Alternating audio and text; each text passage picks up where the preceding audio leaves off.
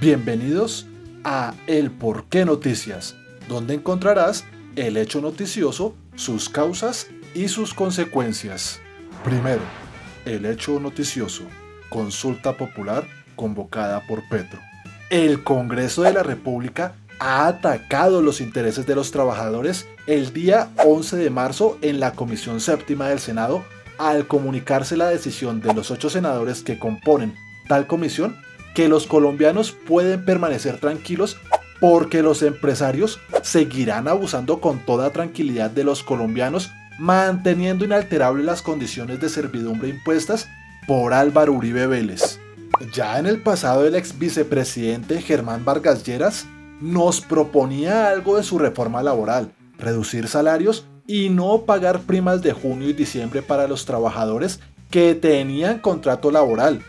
Pues recordemos que la mayoría de los contratos firmados hoy en Colombia son los incivilizados e inhumanos contratos de prestación de servicios. Estos contraticos están diseñados para la precarización laboral, o como les gusta llamar a los neoliberales a dichas políticas de empleo o subempleo, flexibilización laboral. Flexibiliza el empleo porque bajo el derecho laboral, el contrato de prestación de servicios no es un contrato laboral, sino un contrato civil, razón por la cual desde el gobierno de Uribe dejó de llamarse a los trabajadores como tal y empezó a llamárseles contratistas, colaboradores, personal de apoyo, todo menos trabajadores. Nosotros sí tenemos un plan B. Antes de que esa reforma sea sancionada, vamos a sacar a miles y miles de personas, pero no se quedarán trabajando amparados por esas normas. Lo que la gente tiene previsto y lo que el gobierno sabe y a lo que no le ha parado bolas. Y llamado hoy aquí desde la ciudad de Medellín es a todos los partidos que no comulgan con el gobierno para que nos unamos con la mayor generosidad. Y a eso venimos a Antioquia. Al destruir las relaciones fraternas y humanas existentes entre el trabajador y el empresario, al desfigurar las relaciones del empresariado con el trabajador tuvo que hacerse cargo de sus obligaciones por pagar del empresario. Y ello abarata el coste del trabajador en la empresa, lo cual significa que el trabajador paga, en cierta medida, por trabajar en una empresa. Y no contentos con ello, Vargas Lleras, junto con el empresariado colombiano, tienen un plan B, digno de un malvado personaje de película de terror. Y es apelar a la destrucción del empleo en Colombia, porque como escuchamos en el video, Vargas Lleras dijo que despedirán a miles, incluso cientos de miles de trabajadores para darle un escarmiento a estos. Y es que el empresario es el malo. Y ya lo vimos, no es solamente un discurso, es la absoluta realidad. Los empresarios están absolutamente en contra de los trabajadores.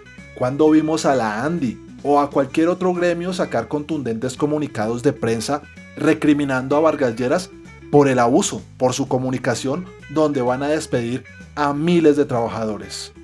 En ningún lado lo vimos. Antes bien, su silencio es cómplice de los abusos contra los colombianos. ¿Cómo se puede respetar y apreciar al empresariado colombiano si se quedan callados ante semejantes declaraciones que buscan crear, presuntamente, un pánico económico en Colombia? No es sorpresa que los representantes de los intereses de los ricos y poderosos en el Congreso de la República, muchas veces ligados a tenebrosos nombres de la triste historia colombiana, buscan atacar las propuestas gubernamentales. Muy bien, señor secretario, y para informarle a la ciudadanía, con el fin de que exista claridad, el secretario ya anunció el proyecto de reforma laboral. Estas ponencias, la ponencia de la senadora Norma Hurtado, la ponencia del senador Fabián Díaz, la ponencia de archivo presentada por los 8 senadores, se encuentran publicadas en la Gaceta Oficial, ya están los respectivos números y por eso desde la mesa directiva procedemos a hacer el anuncio. Como vemos en el video, la sonrisa de Nadia Ablel trata de salir, de escaparse, pero se contiene. Sabe que está destruyendo la vida de los colombianos queriéndolos mantener en estados próximos a la esclavitud, manteniendo el salvaje orden liberal de la mera supervivencia. ¿Acaso puedes tú decir que los colombianos son perezosos? Y sabemos que gran parte del empleo en Colombia es de carácter no formal, es decir, que no tienen ni contratos laborales ni civiles. Teniendo esto en cuenta, la reforma laboral de Uribe lanzó a millones de colombianos a las calles para ejercer una actividad que muy bien hemos nombrado los colombianos, pero no por ello desconocida para el resto de América Latina. El rebusque. Para quien no sepa qué es el rebusque, aquí una breve ejemplificación. Cuando estás en condiciones de hambre, como la que proponía Milei para Argentina y que hoy día está llevando a cabo. El problema es cuando deja de ser libre. ¿Y cuándo deja de ser libre? Cuando hay alguien que tiene la posibilidad de imponerte bajo una fachada de libertad, una situación opresiva. Hacerte trabajar 14 horas por día. O sea, te pusieron la pistola en la cabeza obligándote a trabajar. No, porque hay otra forma. Eso es opresivo. Hay otra forma de coerción que no son la pistola en la cabeza. No solamente se rompe frente a una situación de vida o muerte. Hay muchas cosas que llevan al ser humano a hacer cosas contra su libre voluntad. ¿Y entonces por qué las haces? Y entonces, digamos, o sea, ¿por qué va a ir en contra de sus propios preferencias? O sea, ¿quién soy yo para determinar que no es lo suficientemente capaz para saber qué es lo que quiere? Que no es un problema de capacidad. Si vos tenés que elegir entre no comer y ser explotado durante 18 horas, o 14 horas, o 10 horas, yo elegiría ser explotado. Pero esa no es mi voluntad. No, bueno, ¿cómo que no? Podés elegir que Morirte si de querés hambre. morirte. Y claro, No, obvio. Yo no me quiero morir, no quiero ni la horca ni la guillotina, quiero la libertad. No, bueno, ¿sabes lo que pasa? Que a mí me gustaría que me paguen $1 millón por día, pero no pero me hay lo una paga nadie, diferencia digo, o sea, y no me siento, Hay digo, una explotado. diferencia sideral entre $1 millón y lo que estoy planteando yo. Y Javier, querés vos imponer esa sinceramente- subjetiva a otro. Javier, ¿vos sinceramente defendés el derecho a morirse de hambre? A Sinceramente. ver, cada uno puede hacer de su vida lo que Por se eso, le dé pero la vos gana. sinceramente... Tú tienes que decidir qué es lo que haces. O sobrevives o mueres. No hay de otra. Entonces, este ser humano incapaz de emplearse formalmente tiene que apelar a cualquier actividad que le permita llevar día con día el pan y el techo a su familia. Aunque las novelas intenten mostrar lo contrario, solo un aparato de propaganda ha hecho creer que somos millonarios por satisfacer nuestras condiciones de supervivencia. La igualdad social, la justicia social, la justicia ambiental se levantaron como banderas políticas y ganaron las elecciones.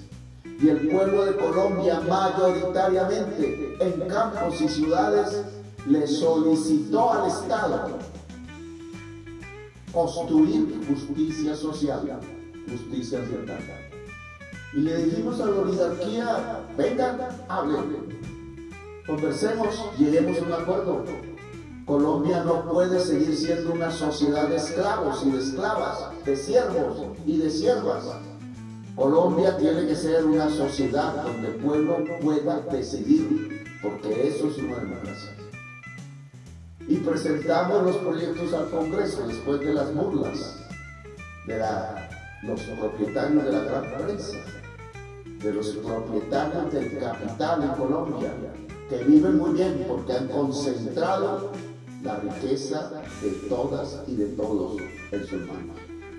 ¿Qué tiene de malvado querer dejar de ser esclavos? Dejar de ser siervos para convertirnos en ciudadanos de plenos derechos. ¿Qué tiene de malo que el colombiano y todos los que quieran habitar nuestro país puedan llegar a este país tan rico para hacer grande a nuestro territorio por medio del trabajo? ¿Acaso hay algo de malo en convertirnos en una voz que el mundo no pueda ignorar cuando habla? Solo a la derecha le molesta que los colombianos tengan derechos y que los colombianos deseen grandeza. Bien lo hemos visto, las políticas de la derecha siempre nos han localizado en el último lugar de la humanidad. No por nada han creado una cultura de robo, de muerte puesto al traqueto como el ideal de ciudadano.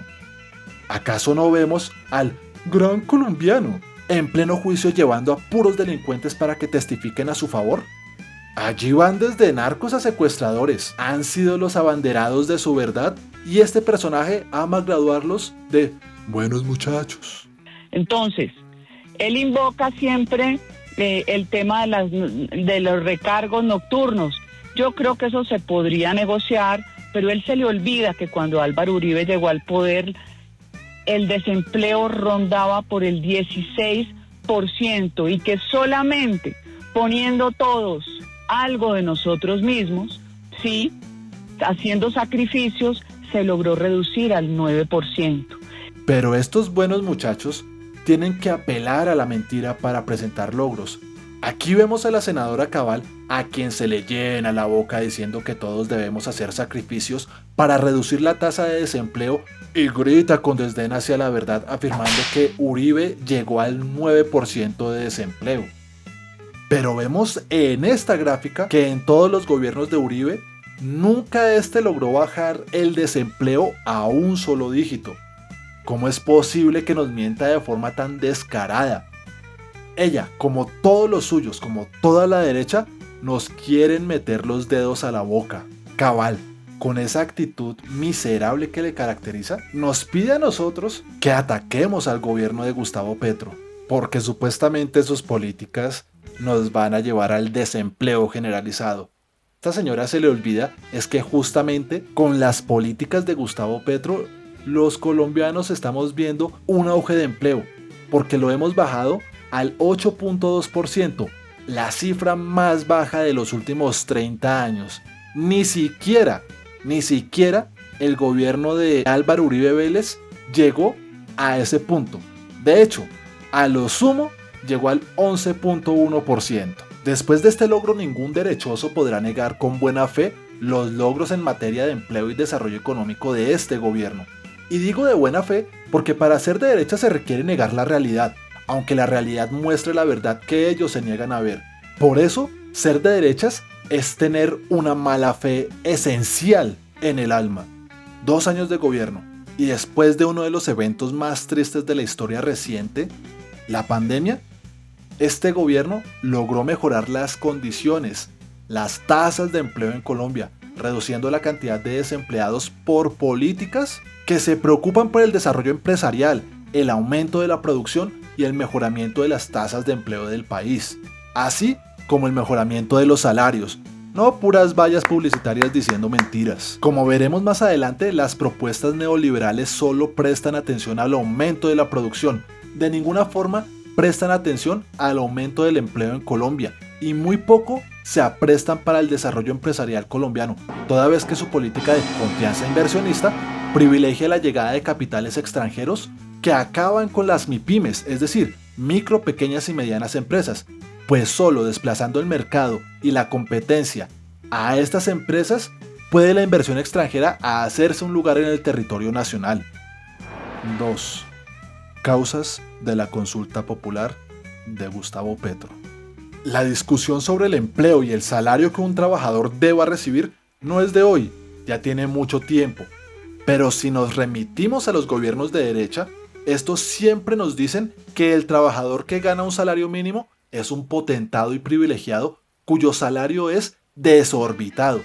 Y utiliza expresiones como el salario mínimo es ridículamente alto, como lo decía Carrasquilla por allá en el año 2008, y que hacia el año 2020 lo estaba repitiendo con ese odio y desprecio que sienten hacia la clase trabajadora. Y el salario de un congresista, un magistrado, un ministro o un presidente, ¿qué son? O sea que ni le pregunto si sabe cuánto vale un huevo o si sabe cuánto vale una libra de arroz. Yo le confieso, yo no sé. No lo tengo en mis cuentas. Quedo como un zapato, digamos, pero digamos en el tema de los huevos, pues depende de depende de la calidad, pero digamos que 1.800 pesos la docena o algo así es lo que yo tengo en la cabeza. La libra de arroz también depende mucho de la calidad, no hay de todo. Una persona que no sabe cuánto cuesta un huevo porque los ingresos que tiene realmente son tan ridículamente altos que no debe preocuparse por ajustar su presupuesto para poder comprar un huevo o, si lo compra, descompletar el pasaje del bus del día siguiente para su trabajo. Desde hace casi 20 años, Carrasquilla y todos los economistas afines con la derecha colombiana, es decir, los neoliberales, y anarcocapitalistas que se llaman a ellos mismos libertarios, pero de libertarios no tienen nada porque no les interesa la libertad de los demás. Esta derecha vienen planteando la idea de que los colombianos que devengan un salario mínimo son unos abusivos con los empresarios porque el salario mínimo es tan alto que impide que ellos, como empresarios, se hagan cada vez más ricos. Es por eso que la propuesta que lanzó Petro no es tan descabellada. Hay que bajarles los salarios a los congresistas. Durante estos años se ha presentado el proyecto de ley para reducir los salarios de los congresistas y la derecha torpedea semejante propuesta. Mientras tanto, aplauden a Carrasquilla cuando piden que se baje el salario mínimo en Colombia. Yo quisiera añadir, debemos votar para que los congresistas tengan una reducción del salario. Podría decirse que todo funcionario estatal no debería ganar más de 15 salarios mínimos mensuales legales vigentes y que si se planteara modificar tal proporción, esta solo se puede hacer a través de una consulta popular. Es decir, si los congresistas, altas cortes, etc. quieren subirse sus propios salarios, se encuentran impedidos para hacerlo sin el consentimiento del pueblo, ya que su argumento contra la consulta popular propuesta por el presidente Petro es que la legitimidad de los congresistas es mayor que la del constituyente primario, es decir, el pueblo que se verá beneficiado por dichas reformas. 8 congresistas de la Comisión Séptima del Senado decidieron presentar ponencia de archivo a la discusión de la reforma laboral. Y esto es muy grave para la democracia colombiana porque se está negando el debate, se está negando la argumentación en la discusión política y se le está faltando en ese sentido a la democracia representativa. Nosotros no podemos, en el Congreso para el cual los ciudadanos nos eligieron, evadir los debates y archivar los proyectos como este caso de la reforma laboral. Por eso es muy importante, como lo dijo el presidente Gustavo Petro, que si el Congreso no debate, no argumenta los proyectos que se presentan, es necesario acudir a la democracia directa, a la democracia de los ciudadanos, porque la soberanía reside en la gente, reside en el pueblo y es quien debe manifestarse en las calles si está de acuerdo o no con estos cambios de las reformas sociales en este país. Heráclito Ladines nos da una buena visión de la importancia de la reforma laboral y, por añadidura, las demás reformas que este gobierno ha intentado pasar y el Congreso se ha opuesto, por los intereses de los grandes empresarios. Los colombianos se han visto privados de uno de los elementos más básicos y fundamentales de la democracia, el diálogo de los proyectos en el Congreso de la República. Por simple dogmatismo, tan típico de las derechas, se niega cualquier propuesta que provenga de su opositor. No olvidemos algo básico y esencial: la verdadera democracia es aquella en la que cada quien tiene la capacidad de decidir y dar su voto. Eso sería una democracia directa. Es por eso que las democracias obtienen legitimidad, pues el constituyente primario es el sujeto en quien reside el poder real. De ahí que se hable que la soberanía reside en el pueblo. Entonces una consulta popular es una forma de participación ciudadana donde el pueblo expresa su opinión. En este caso es sobre las reformas que se están presentando en el Congreso y que este no quiere pasar. Y aquí es donde el Congreso olvida la Constitución. El artículo 3 nos dice: la soberanía reside exclusivamente en el pueblo del cual emana el poder público. El pueblo la ejerce en forma directa o por medio de sus representantes. Entonces no es un juego inventado ahí por cualquiera diciendo lo que se le dé la gana. No, una consulta popular tiene unas bases jurídicas y constitucionales esenciales para nuestra supuesta democracia. Y el título 4 de la participación democrática y de los partidos políticos, en su capítulo 1 de las formas de participación democrática, en su artículo 103 nos dice: son mecanismos de participación del pueblo en ejercicio de su soberanía, el voto, el plebiscito, el referendo, la consulta popular, el cabildo abierto, la iniciativa legislativa y la revocatoria del mandato. Y la participación ciudadana en esta consulta popular tiene 7 pasos que debe cumplir. Si la consulta es propuesta por el presidente de la República, primero,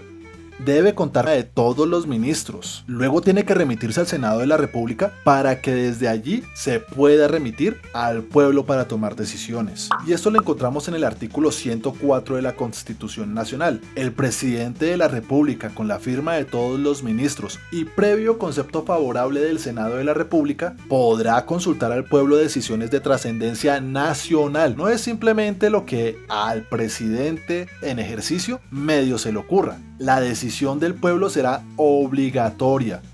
La consulta no podrá realizarse en concurrencia con otra elección. Es decir, si hubiera elecciones de presidentes, congresistas, etc., no podría hacerse la consulta ciudadana.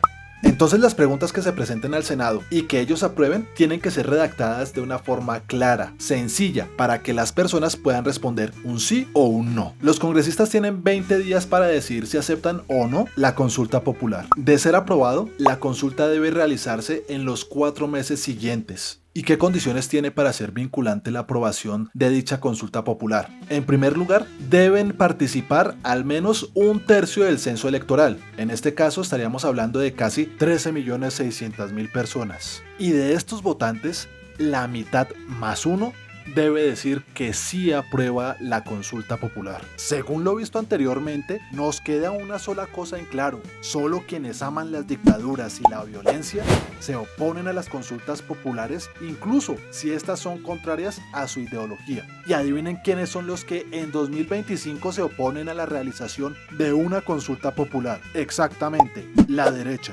Hernán Muriel nos presenta quiénes son los enemigos de los intereses de los colombianos, quiénes son los que buscan impedir que Colombia transite hacia una sociedad justa y de propietarios. Solamente la derecha. Pero ¿se dan cuenta quiénes están hundiendo la reforma laboral en el Congreso? Nadia Ablel, padre, Paraco condenado, hermano, envuelto en grandes casos de corrupción. Honorio Enríquez, tío Paraco condenado, esposa cuestionable, relacionado con el corrupto Jorge Pretel. Miguel Ángel Pinto, cuñado narcotraficante, relaciones familiares y aportantes de campaña bien jodidos. Alirio Barrera, cuñado capturado por compra de votos, familia investigada, casos muy cuestionables en el Casanare. Ahora bien, si ellos son los enemigos del pueblo colombiano, los enemigos de los trabajadores, veamos un solo ejemplo del sufrimiento económico de lo que es ser un congresista con salarios de 50 millones de pesitos. Un salario que, pues yo soy contadora y yo he hecho cuentas de lo que valió el mantenimiento de un carro, el mantenimiento de las camionetas, el sostenimiento de una escolta cuando sale con uno le toca darle los viáticos, la comida, el hotel, todo eso. Y haciendo todos esos descuentos, lo de seguridad social, lo que le retienen a uno, quedan, o sea, libres, quedan por ahí 8 millones de pesos. ¡Qué gran tragedia! Es una historia muy triste de superación. ¿Cómo es posible que un congresista que gana 45 millones de pesos y le toca pagar gasolina, arreglos de vehículos de la Unidad Nacional de Protección, viáticos de sus escoltas y demás, solo para que le queden libres miserables 8 millones de pesitos? ¡Qué grandes son nuestros congresistas que se conforman con tan poca cosa! ¡Carreta! Se lo creeríamos si no fuera que los viáticos lo paga la Unidad Nacional de Protección y los arreglos de los vehículos que usan los congresistas. Así que pulpitos, a los congresistas les llega casi todo su salario, menos impuestos y descuentos de ley, lo cual no es menor a 40 millones de pesos de salario que les llega. Vemos entonces que la oposición de hoy, la derecha más radical y violenta, en 2018 y en 2022, nos prometían mejores salarios, pero hoy que se hace realidad la posibilidad, ellos salen como perros rabiosos a atacar a los ciudadanos de bien, los que sí trabajamos, los que siempre hemos llevado este país a cuestas. Ahora nos tratan como si fuéramos terroristas. ¿Te hace terrorista tener derechos? ¿Te hace terrorista poder llegar a tu casa antes de las 7 de la noche porque tu empleador no desea pagarte los cargos de la labor nocturna? ¿Te hace terrorista firmar un contrato a término indefinido con todos los beneficios que la ley te puede otorgar? A ti, estudiante del SENA, ¿te parece terrorista que te paguen el 100% de un salario mínimo por ofrecer tu mano de obra en una empresa? La derecha discrimina y violenta a todo lo que no piense igual que ellos. Si no eres de su grupo cerrado, entonces te conviertes en terrorista, incluso peor, comunista. ¿Recuerdas cuando ellos te prometían que tendrías menos impuestos? Y en 3 reformas tributarias del 2018 a 2021 te metieron todos los impuestos que quisieron. ¿Eso te parece justo? ¿Eso te parece cumplir la palabra? ¿Eso te parece algo de gente honesta? Debes tener muy presente. Y es que en estos momentos ellos están diciendo que no te pagan mejores salarios es porque destruye la economía, porque no genera empleos. Entonces, ¿por qué les tienes que creer cuando ellos en campaña te dicen que te van a mejorar los salarios? Si según su dogma, apenas te suben el salario, destruyes empleos. Hay que meterle cabeza a este asunto. Los que posaban ayer de demócratas defendiendo las consultas populares porque eso les daba réditos políticos, hoy son los que niegan la posibilidad de que los colombianos salgan a elegir con toda tranquilidad si quieren más salarios y mejor salud, así como una pensión digna. Ahora nos queda una pregunta por hacer. En el año 2023, el Senado de la República aprobó que el Centro Democrático realizara una consulta en contra de las reformas del gobierno nacional, las reformas a la salud, laboral y de pensiones, para que los colombianos lo decidiéramos en un ejercicio de democracia directa. Esta vez le pedirá al Congreso al pueblo colombiano expresarse libremente en las urnas sobre una decisión tan trascendental para el pueblo colombiano, o se facilitará como lo hizo tan alegremente con el Centro Democrático. Aquí el Senado se encuentra bajo una disyuntiva, habiendo aprobado la consulta popular del Centro Democrático, y si actúa con honor, entonces está en la obligación de permitir, en este caso, la consulta popular para decidir sobre su futuro. Si por otro lado decide impedir la consulta popular bajo las mismas condiciones en que se las aceptó al Centro Democrático realizar la suya, esto demostrará que es la derecha la que destruye las instituciones y la soberanía del pueblo colombiano. Este no es el único problema que se presenta con esta consulta, pues aparece el tema económico. Resulta interesante que en el año 2023 el Centro Democrático, muy honestos y decentes ellos, para la realización de su consulta popular presentaron un presupuesto de no menos de 1 billón de pesos. Por el contrario, el presupuesto previsto por el gobierno de Gustavo Petro no alcanza a superar los 400.000 millones de pesos. Claro, en las cuentas alegres que hace María Fernanda Cabal, ella dice que son 700.000 millones de pesos. Con que no le pasamos sus reformas a la salud, que no le pasamos su reforma laboral, es mentir y es quedarse con 700.000 millones de pesos. Por el contrario, el presupuesto previsto por el gobierno de Gustavo Petro no alcanza a superar los 400.000 millones de pesos.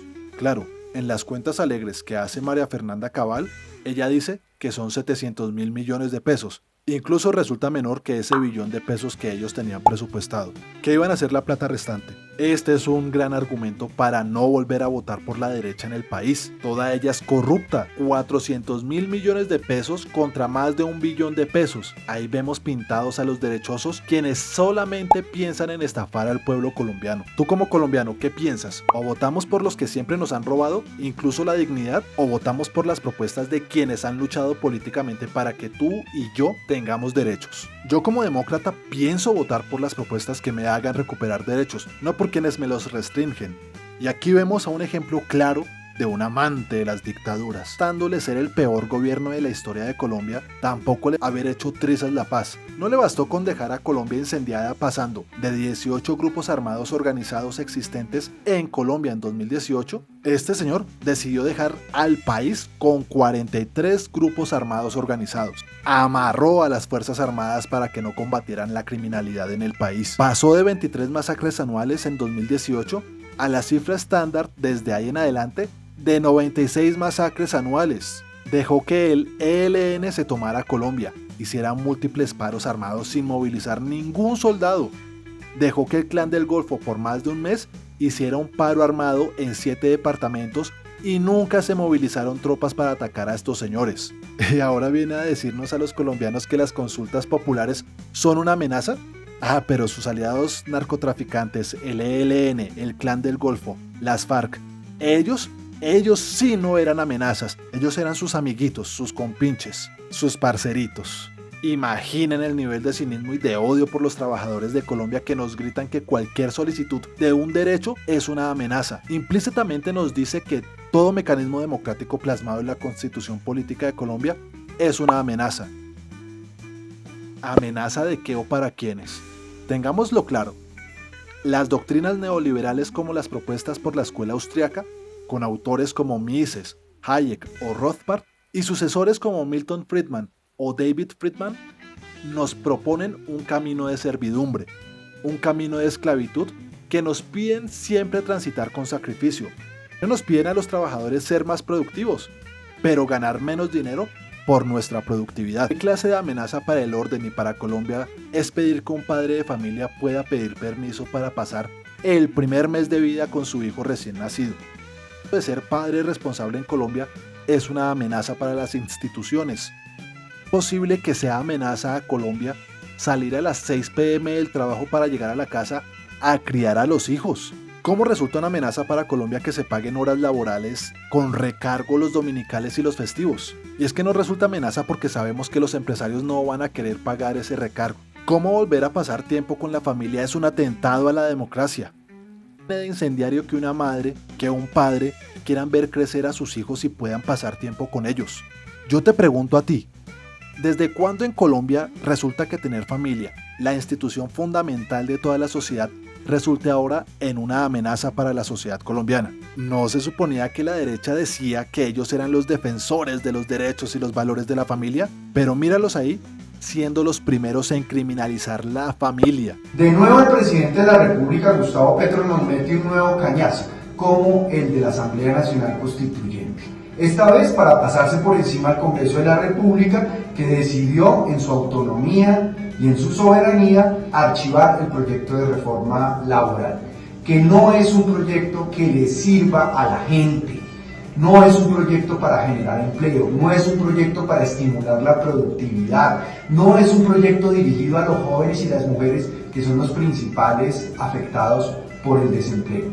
La grandeza del presente hoy en Colombia tiene que ver con presentar un proyecto que, por ejemplo, apunte a que la gente pueda trabajar por horas, a que los jóvenes y las mujeres cuidadoras, por ejemplo, que tengan unas horas disponibles a la semana, puedan trabajar, a que se formalice el empleo. Esta reforma no apuesta por la formalización del empleo.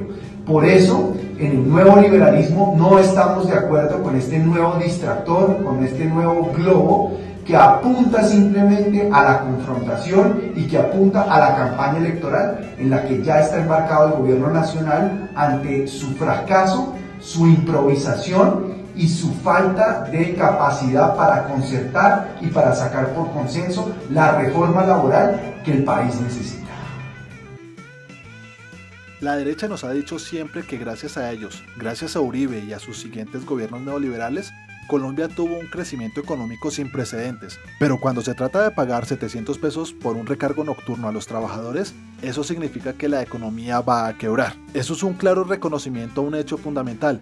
El boom económico que lograron los empresarios se debe a cuánto dinero le quitaron a los trabajadores y no cuánto obtuvieron de beneficios después de pagar justamente a dichos trabajadores y haber producido lo suficiente. Teniendo en cuenta que si una empresa tiene que pagarle 700 pesos a un trabajador y quiebra por esos 700 pesos, sinceramente, esa empresa no era rentable, no era funcional para el mercado. Y como dicen los neoliberales, el mercado es el gerente que determina qué empresa debe vivir y qué empresa debe morir.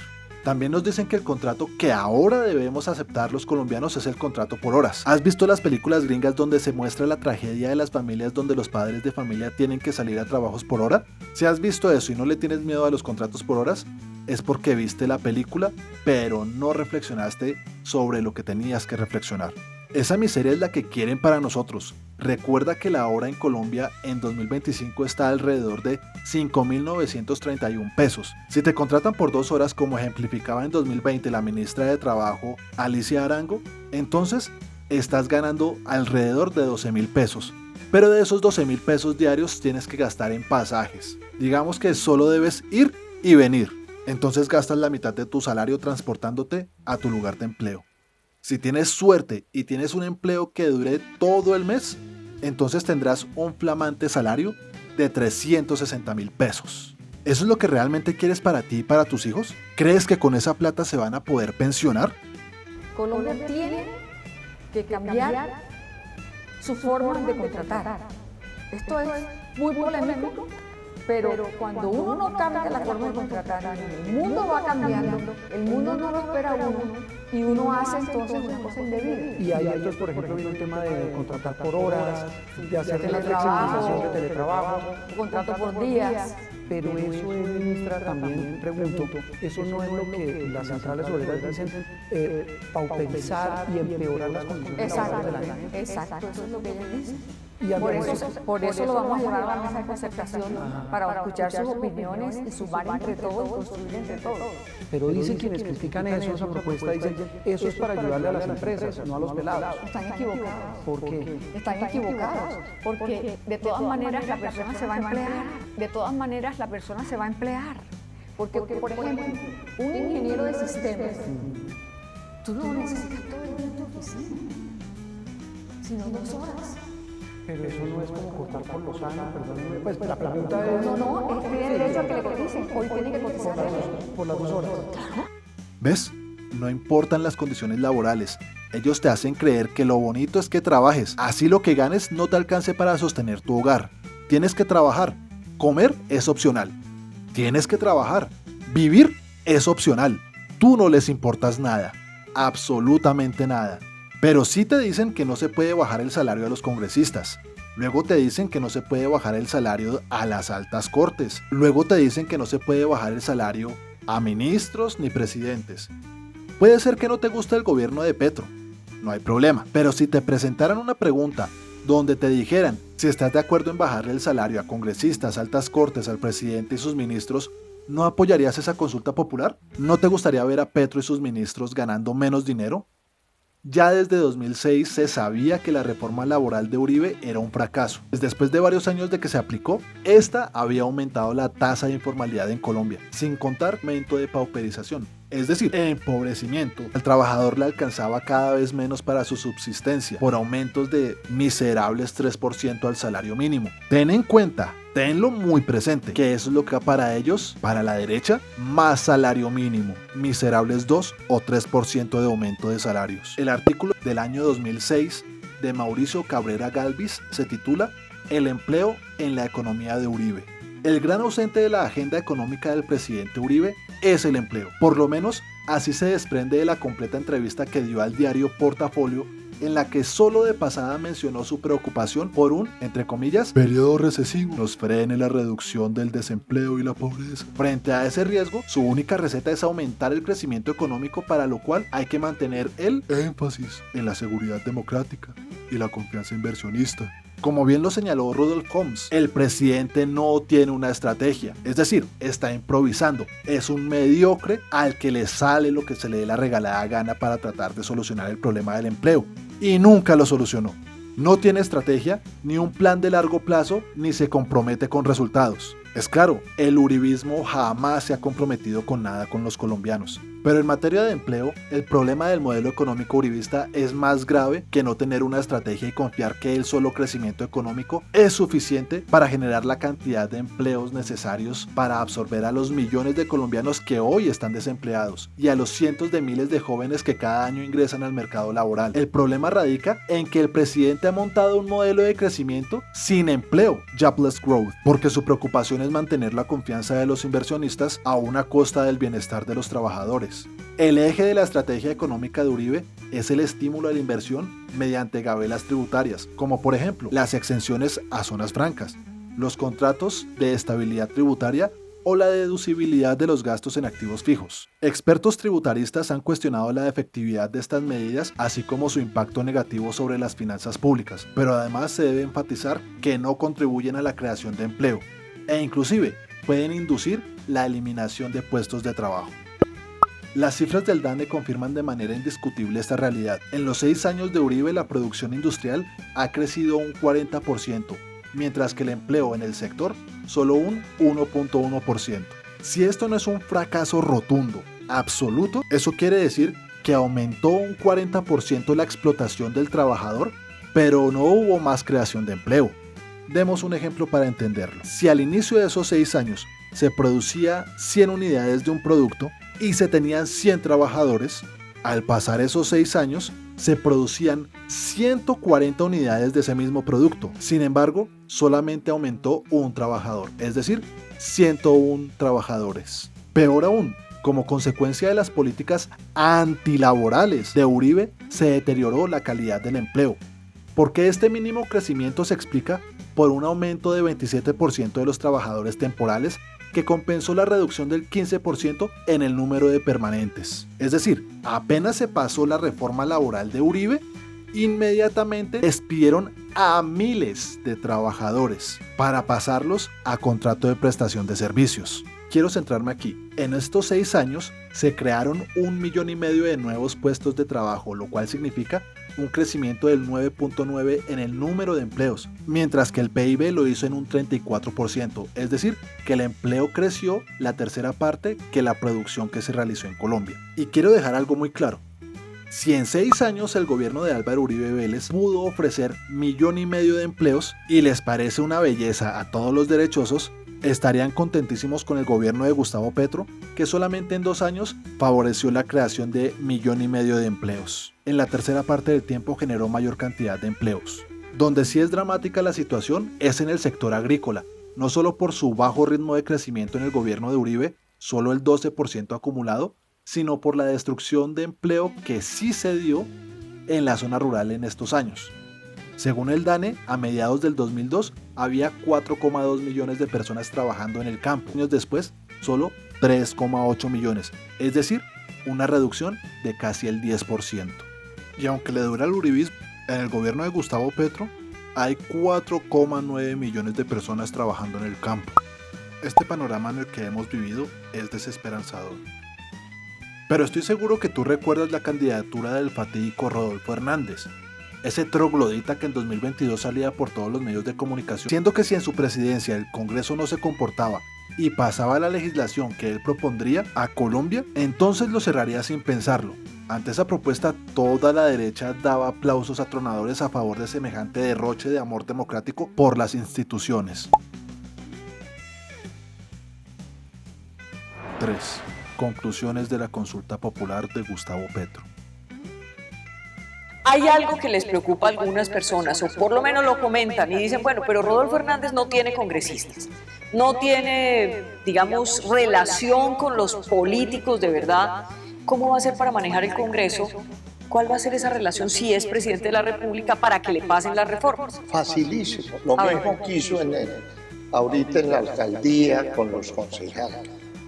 ¿Qué es lo que hay que hacer? Decirle la verdad a la gente. Señores congresistas, la asamblea que me eligió a mí quiere hacer estas modificaciones. Aquí están las solicitudes de las normas que hay, de las leyes que hay que modificar.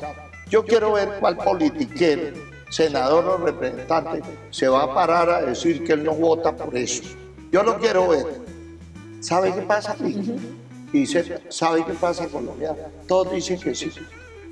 Todos dicen que sí. Y si no, si le dicen que no, ¿usted qué hace?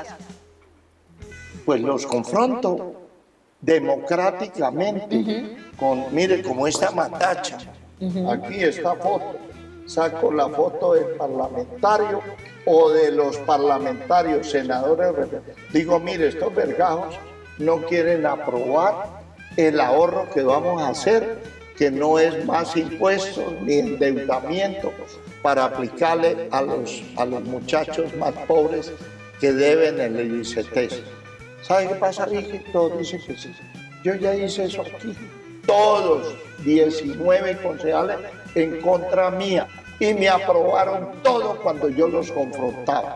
Eso se llama el discurso argumental numérico y la confrontación democrática. Eso es lo que falta. Lo que pasa es que nadie los confronta.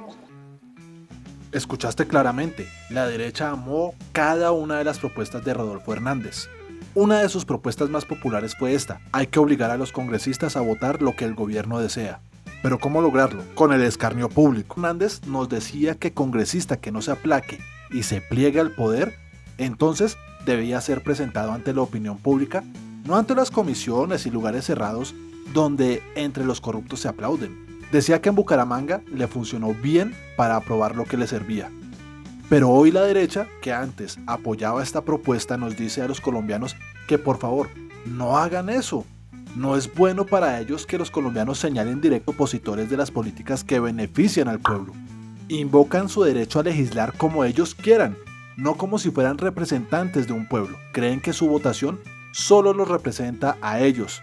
No, señores, la democracia representativa está para que se apruebe todo lo que le sirve al pueblo, no lo que le sirve a unos pocos corruptos de Colombia. En 2022 la derecha estaba a favor de que se señalase a quien no se arrodillaba a los intereses de los empresarios. ¿Por qué hoy sí están en contra de los intereses de los trabajadores? ¿Por qué estos congresistas están en contra del mandato popular del pueblo colombiano para elegir directamente lo que desean? ¿Es porque la careta de amantes de la libertad se les cayó y solamente les quedó la cara, el rostro de los amantes de la dictadura? Ellos creen que tienen el poder papal de la infalibilidad en sus decisiones y opiniones, pero ello lo aplican para toda la vida política y económica de los colombianos, en su posición como si creyeran que ellos son los únicos que han pensado y reflexionado en Colombia. Y pues cuando uno ve a una María Fernanda Cabal, a un Miguel Polo Polo, a un Miguel Uribe Turbay, etc., pues uno dice, ese coquito está por estrenarse, definitivamente. Para defender sus propuestas, solo pueden salir con presuntas amenazas y declaraciones de todo calibre, declaraciones de violencia directa contra las personas. Son amantes de la confrontación directa y muy mal le queda a la vicepresidenta de la Cámara de Representantes incitar a otra persona a irse de las manos con ella. Ese es el nivel de la derecha en este país. Todo lo resuelven con la violencia. No por nada Margarita Rosa de Francisco nos invita a lo siguiente. Si queremos destraquetizar el país, la derecha no es una opción. Pero este lenguaje y esta actitud traqueta que tanto enarbolan ellos es el ejemplo que siguen sus bases adoctrinadas con un dogma de odio, violencia, resentimiento, egoísmo, envidias y marrullerías. Vean ustedes algunos ejemplos de sus seguidores.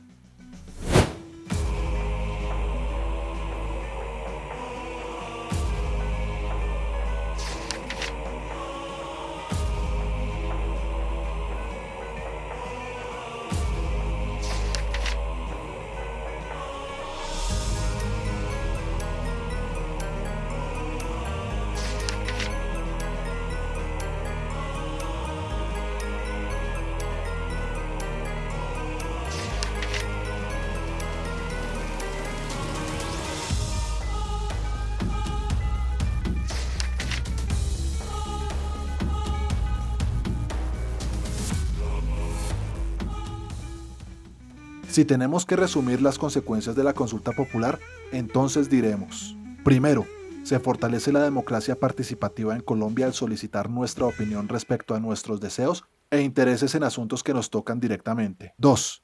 Vemos cómo la derecha ha instrumentalizado las instituciones colombianas para destruir nuestra libertad e imponer un orden de injusticias y privilegios en los que solo ellos deberían ser apreciados como sujetos de derechos, tal como existía en el siglo XIX en Colombia. Tercero, la derecha no considera que la soberanía reside en el pueblo, sino solamente en los representantes. Cuarto, exigen que la violencia recaiga sobre los demás, exigen que los sacrificios recaigan sobre los demás, pero jamás sobre ellos mismos.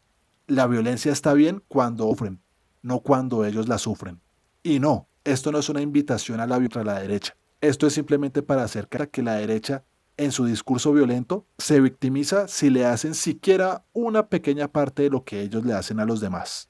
Quinto, llevamos casi 25 años de sacrificios laborales y ¿a dónde nos condujo eso? A gobiernos de derecha con altas tasas de desempleo, poca capacidad adquisitiva del trabajador, multinacionales llenándose los bolsillos con nuestro dinero y nuestros recursos.